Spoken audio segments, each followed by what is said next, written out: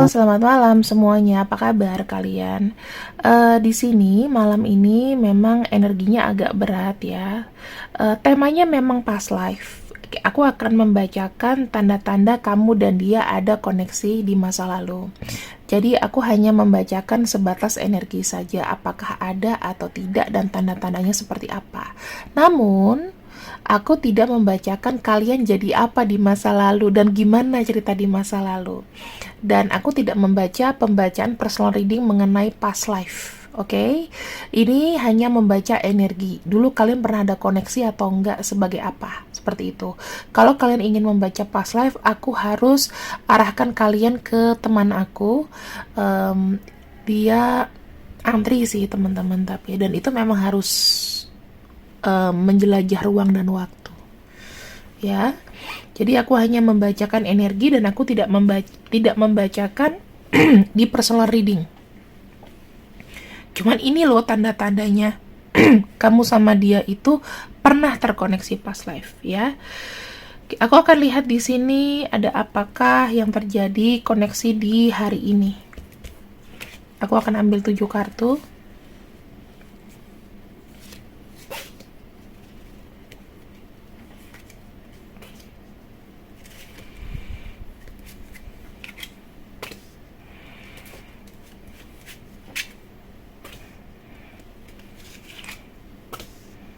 Kalau ada yang bilang kenapa Kak Mela ambil energi tangan kiri, bukan karena tangan kanan tuh kan bagus Kak, kenapa harus ambil tangan kiri? Aku nggak tahu, tapi energiku yang paling besar di tangan kiri teman-teman. Yang kanan itu agak lemah, kurang-kurang lah, gitu. Ya, kita udah punya 7 kartu di sini. Nanti yang kartu ketujuh kita akan buka jenis koneksi kalian tuh seperti apa. Oke. Untuk ciri-ciri dan tanda-tanda kamu di sini memang memiliki past life sama dia. Aku ngelihatnya di sini kalian itu saling menunggu, ya. Kalian tuh saling menunggu. Pernah ada koneksi, ya. Pernah ada koneksi, entah di masa lalu dan sekarang energinya itu masih terbawa. Dan di sini kalian itu kayak saling menunggu, saling menunggu kedatangan, saling menunggu kabar, saling apa ya, saling rindu lah gitu. Yang kedua, kita punya kamu sama dia itu merasa tidak nyaman kalau dipisahkan. Misal nih, kamu memutuskan untuk tidak berkomunikasi sama dia dan dia juga sama memutuskan demi kebaikan tidak berkomunikasi sama kamu. Tapi itu biasanya tidak akan berlangsung lama, teman-teman. Tanda-tandanya adalah mungkin dalam sebulan, 2 bulan, 3 bulan, nanti dia akan nyapa kamu lagi. Ya, jadi koneksinya itu tidak akan putus walaupun bolong-bolong. Karena kenapa? Sebenarnya pada dasarnya di antara kalian ini memiliki sifat posesif. Kamu nggak rela dia dengan yang lain, dan dia juga nggak rela kamu dengan yang lainnya. Seperti itu. Jadi sebetulnya untuk kalian berpisah, untuk kalian marah-marah, atau kalian saling blok itu hanya sebagai kamuflase. Kamuflase atas ego yang memang dijalani. Mungkin ada hal lain yang men-trigger atau yang membuat sakit hati di sini. Aku lihatnya seperti itu. Yang ketiga, di sini kita punya kartu manifestasi. Kamu sama dia mungkin saling apa ya? Saling tarik-menarik energinya. Kadang-kadang kamu memimpikan dia dan bahkan sebaliknya. Kemudian di sini kamu itu punya goals, walaupun dia tidak melihat aku, tapi aku yakin dia melihat aku dan dia pasti akan apa ya, akan melihat kesuksesan aku. Aku harus membuat dia impresi, dan begitu pun sebaliknya. Nanti kan kamu akan dengar nih kabar, oh dia begini, dia begitu sekarang. Ya. Dan di sini lucunya adalah ketika kalian memiliki koneksi, ini pasti ya, aku nggak tahu. Ini apakah terkait dengan uang atau bagaimana, entah rezeki kamu itu nanti bisa bertambah karena ada semangat di sini untuk kamu bekerja lebih baik. Jadi orang kalau punya koneksi masa lalu dan itu positif, biasanya akan memberikan kamu semangat walaupun kondisinya nggak enak. Oh iya, aku banyak belajar dari dia. Oh iya, aku harus jadi orang sukses. Oh iya, aku inget dia pernah bilang sama aku kalau aku nih Harus lebih semangat, nggak boleh putus asa, dan itu yang kamu pegang. Jadi ada pelajarannya, walaupun memang ya udahlah, takdir itu yang mempersatukan kalian, oke? Di sini semesta itu memberikan kalian itu sesuatu yang tidak bisa diprediksi. Misalnya kalian tiba-tiba bertemu di suatu acara, tiba-tiba dia hubungin kamu lagi, tiba-tiba dia ngilang lagi. Nah, ini kayak ada perputaran gitu loh. Sekalinya dia datang mungkin dalam waktu yang lama, terus dia pergi juga dalam waktu yang sekejap mata dan lama juga. Itu bisa jadi karena di sini kayak ada energi seperti datang dan pergi, ada turning point. Dimana kalau dia sama kamu, misalnya kamu si A, dia ketemu si B, dia ketemu si C, ketemu si D, ya tapi sama B, C, D mungkin nggak serius, akan balik lagi energinya ke kamu. Jadi itulah yang ada magnet rotasi ya, aku lihatnya. Kemudian di sini yang nomor 5, nggak tegaan. Aku ngelihatnya ketika dia butuh sesuatu dari kamu ataupun sebaliknya, dia itu akan memberikan empati yang besar. Misalnya nih, dia akan berpikir 1000 kali untuk dia ngasih sesuatu gitu atau memberikan bantuan, tapi kalau sama kamu kayak sekejap mata. Oh ya udahlah gitu loh. Jadi kayak ada spesialisasi gitu.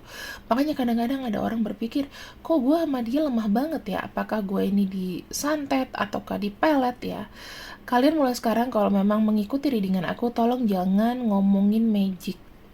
Karena aku juga tidak membaca magic, semuanya itu secara psikologi. Walaupun aku percaya adanya hantu, adanya jin, adanya apapun, aku percaya. Adanya misalnya supranatural, aku pun percaya. Tetapi kita selama punya logika, gimana kita bentengin diri kita sendiri. Oke? Kita harus sholat, kita harus ibadah, kita harus pikirannya diisi dengan hal-hal logik. Kalaupun kalian suka nonton horor kayak aku, atau memang hobi nonton horor sendirian ya, ya itu hanya buat untuk hiburan gitu loh. Dan itu melatih kepekaan sih sebenarnya. Kayak aku beberapa kali ya ketemu dengan makhluk gaib, tapi alhamdulillah mereka cuma kasih sign, kasih tanda, bisikan. Itu kayak apa ya, kadang-kadang mereka baik memberikan kayak tanda mara bahaya. Itu gift lah ya. Jadi nggak usah terlalu percaya dengan begitu, tapi ya udah ada gitu aja. Jadi kalian tuh punya pageran. Nggak langsung kalau dia misalnya nih sejelek-jeleknya dia pakai magic, itu nggak akan kena gitu loh ya. Tapi yang terlihat di kartu di sini itu memang ada compassionate, atau dalam arti ada namanya welas asih. Karena cinta juga, karena rasa nyaman, maka ada namanya compassionate ya. Jadi ini beda banget sama magic. Kemudian di sini ada ketenangan. Ya, dikala kalian berdua itu mungkin lagi berjauh, kalian tuh percaya dia pasti akan kembali dan merasakan ketenangan dalam diri. Kayak, oh ya udah, aku percaya aja. Toh kalau misalnya dia sama yang lain, dia bohongin aku, toh nanti kembali. Kayak gitu loh. Ada perasaan kayak ya udah, sebodoh banget gitu kan.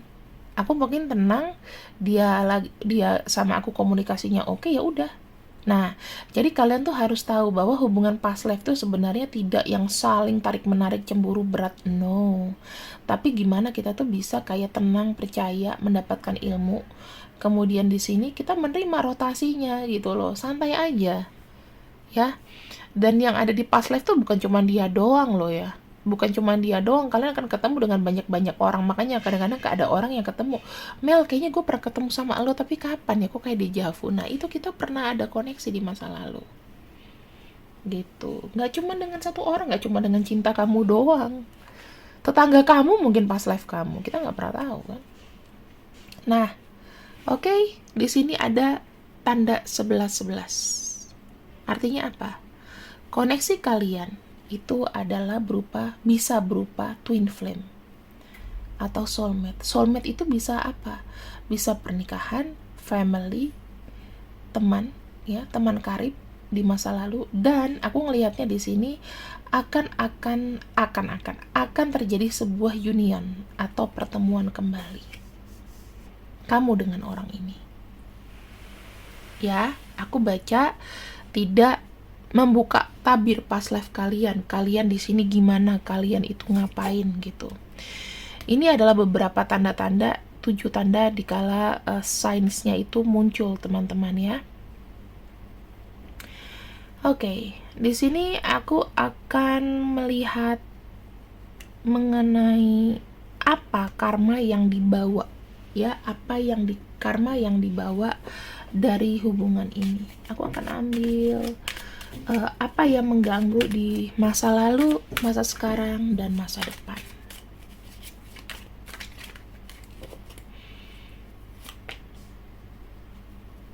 Yang tengah ini sekarang, masa depan. Bagaimana karmanya ini sangat mempengaruhi kamu ya. Kita akan lihat ini baik atau buruk di masa lalu. Oke, di masa lalu saya nggak tahu ya apakah kalian di sini ada terkendala dengan komitmen, dengan apa ya, dia bisa mengajarkan arti sebuah komitmen, ataukah dengan materi, I don't know. Mungkin dia pernah memanjakan kamu, mungkin kamu juga pernah ada masalah uang sama dia, atau dia punya masalah uang sama kamu, kita nggak tahu. Tetapi di sini sesuatu yang bisa disentuh ya. Ini adalah sebuah komitmen yang pasti, yang nyata gitu. Ini ada affecting, jadi itu akan terbawa ke saat ini. Misalnya dia pernah memberikan janji komitmen, dia pernah membuat kamu nyaman, dan dia ada hadir di hidup kamu, ya. Dan dia memanjakan kamu di sini. Aku lihatnya seperti itu di masa lalu. Sekarang kondisinya, aku nggak tahu. Dia di sini tetap ada untuk kamu. Bagaimana ini? Dia tuh kayak tidak bisa fokus. Karena di sini aku ngeliat ada satu orang tua, satu anak muda. Bisa aja dia di tengah-tengah kondisinya. Ya, dia di sini kayak harus adil. Dia membagi waktunya. Ya, bisa aja nih dengan ibunya, dengan keluarganya, dengan siapa. Yang pasti dia nggak bisa fokus sama kamu. Atau ada hal yang memang sudah lama dikerjakan nih, sehingga terbagi fokusnya sama kamu. Dan bagaimana affecting hidup kamu ke depan. Kedepannya ada kartu Nine of Pentacles. Teman-teman begini ya, hubungan ini sepertinya adalah hubungan yang mandiri. Jadi sebenarnya mungkin dia tidak akan selalu ada di dekat kamu. Aku ngelihatnya ya, Nine of Pentacles itu lebih kepada kesempurnaan hidup untuk diri sendiri. Jadi aku tidak melihat di sini aku tidak bisa menjanjikan apakah dia di sini bisa bersama kamu atau tidak pada akhirnya. Itu sorry ya kalau ada suara anakku lagi teriak-teriak. Memang suaranya sangat sangat falsetto. Kayak cewek suaranya anakku tuh, lucu deh. Di sini kita punya energi dari Taurus, Capricorn, kemudian ada Cancer, ada Libra, ya, dan ada kartu Aries. Kemudian banyak sekali energi Taurus dan Virgo. Yang aku bisa sampaikan kepada kalian adalah cintanya itu real. Tetapi mungkin kadang-kadang tidak harus dimiliki. Tapi kamu komplit. Walaupun mungkin kamu sendiri, dia sendiri, tapi kayak komplit aja. Ini bisa jadi hubungan yang long lasting sih, teman-teman. Kayak ya udah, asal ada dia bahagia aja gitu. Ya. Kamu sama dia tuh memang twin flame. Mungkin rata-rata banyak yang twin flame, sehingga kalau twin flame itu kemungkinan untuk jadi bersama mungkin cuma 0,01% atau 2%, 3%. Susah di dunia ini begitu ya. Jadi yang penting ada dia, dan sebenarnya tujuan dia ke kamu itu untuk memberikan satu rasa di mana gue tuh ada gitu loh. Walaupun gue fisiknya, secara fisik mungkin kita akan sangat banyak rintangan untuk bersama mungkin, tetapi percayalah gitu, kamu akan bahagia juga. Ada atau nggak ada dia, komplit gitu aku ngeliatnya ya. Kemudian apa sih yang paling ditakuti dari energi dia di hubungan ini? Kita akan lihat ya, apa yang menjadi ketakutan, kesenangan, dan mimpinya. Ketakutannya dia adalah di sini, ketakutannya adalah dia memberikan kamu cinta, namun cintanya itu tidak bisa dihandle dengan baik dengan dia. Dia tidak cukup dewasa untuk mencintai kamu. Dia tidak cukup besar cintanya sebanding, ya, tidak merasa berbanding. Kebahagiaannya, kita lihat King of Wands. Dia selalu merasa kamu tuh memberikan sebuah strategi, solusi, dan lain-lain, ya. Kamu tuh mempermudah proses hidupnya, oke, di dunia ini. Kemudian apa yang menjadi impiannya? Impiannya adalah The Emperor, ya. Dia di sini ingin sekali berdiri tegak, ya. Dia ingin selalu ada di dekat kamu. Walaupun di sini saya nggak tahu apakah dia ingin berkomitmen atau tidak. Ini belum kelihatan karena energinya kalian itu masih ongoing. Yang pasti di sini kalaupun nanti kalian tidak jadi dengan dia, ya dihormati. Kenapa? Karena mungkin dia ada traumatik atau mungkin dia berpikir lebih baik sendiri, tapi hatinya terikat pada kamu walaupun tidak secara nggak secara komitmen. Tapi dia di sini tidak akan maju dan mundur di hidup kamu. Akan selalu ada nemenin kamu yang sendirian. Kemudian kita akan lihat lagi di sini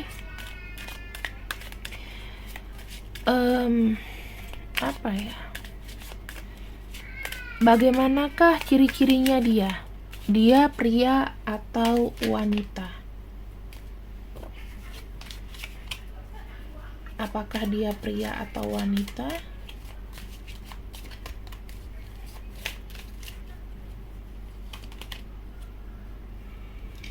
Di sini aku ngelihat dia ada wanita, ya teman-teman. Jadi aku ngelihat kalau kalian di sini yang pria, ya ini dominan wanita. Tapi kalau kalian yang wanita, di sini aku ngelihat dia mungkin sosok pria, tetapi dengan, ya aku bacain ya, dengan divine-nya adalah feminin. Oke? Divine-nya feminin. Partnership kalian itu seperti apa? Partnership dia itu seperti apa? Hubungan dia dengan pasangannya seperti apa? Aku ngelihat di sini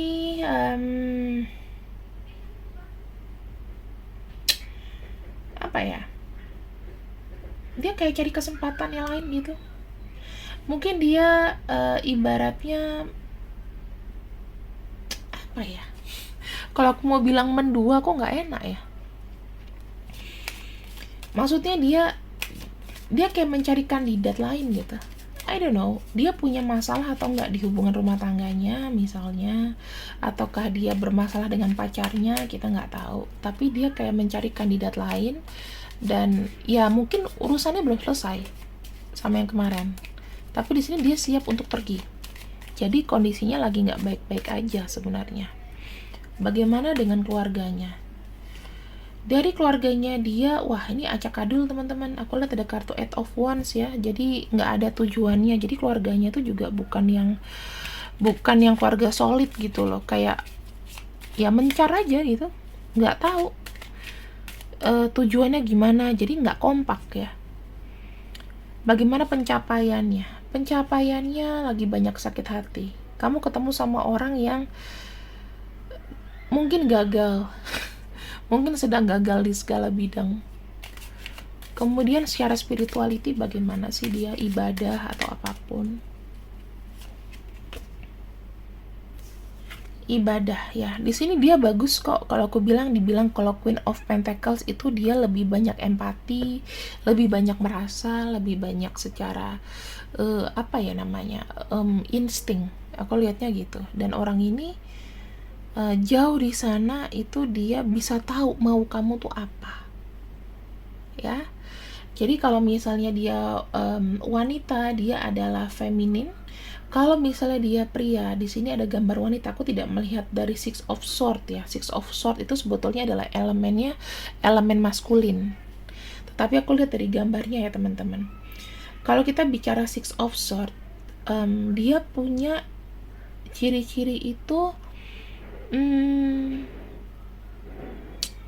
mungkin orangnya easy come easy go, orangnya berpotensi pada masa depan ya. Tapi kalau dari sifatnya dia ini adalah feminis ya, feminis. Jadi lebih kepada lembut orangnya, bukan yang kayak cowok banget gitu, enggak ya. Jadi kalau aku bilang di sini perempuan atau laki-laki itu maksudnya define-nya, bukan berarti dia perempuan. Kalau kamu perempuan sama-sama perempuan gimana ya kan. Jadi lebih ke define ya. Define itu dari sifat pembawaan. Kan ada laki-laki itu yang misalnya laki banget, suka oprak-aprek motor, tapi ada juga cowok yang sukanya di belakang meja rapi. Nah itu lebih ke feminin gitu loh. Dia bisa jadi teman ngobrol kamu, teman gosip gitu ya. Bukan kewanitaan. Bisa jadi agak kewanitaan ada, cuman rata-rata di sini kalau laki-laki itu halus gitu loh, kayak lembut gitu, kayak sayang, romantis. Nah itu. Kalau yang maskulin biasanya nggak romantis, dia suka dengan kesibukannya sendiri. Oke, dan dia ini orangnya pejuang sejati. Aku lihatnya seperti itu ya. Pesan yang bisa kita dapat dari pembacaan ini adalah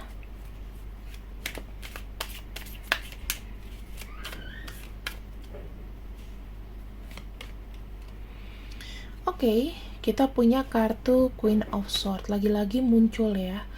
Queen berarti segala keputusan itu ada di kamu. Oke. Apakah kamu di sini memang merasa jodoh dia, atau kamu di sini hanya ingin dia itu hadir aja dalam hidup kamu? Semuanya itu tidak mengganggu masa depan dan keputusan kamu ya. Semua ada di tangan kamu.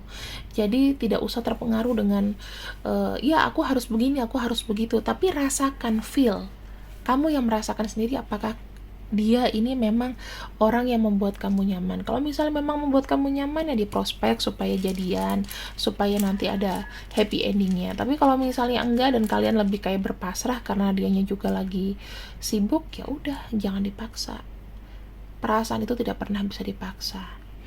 Yang mau memaksa kamu untuk biar dia ini berarti bukan di jalan Tuhan, itu aja ya. Di sini kita punya C R Y H T U P D S T M L I O B. Kalian bisa capture aja ya teman-teman, nanti dilihat sendiri huruf-hurufnya, silakan di capture. Dan ini adalah akhir dari pembacaanku. Semoga kalian suka untuk pembacaan malam ini. See you, I love you, and bye-bye.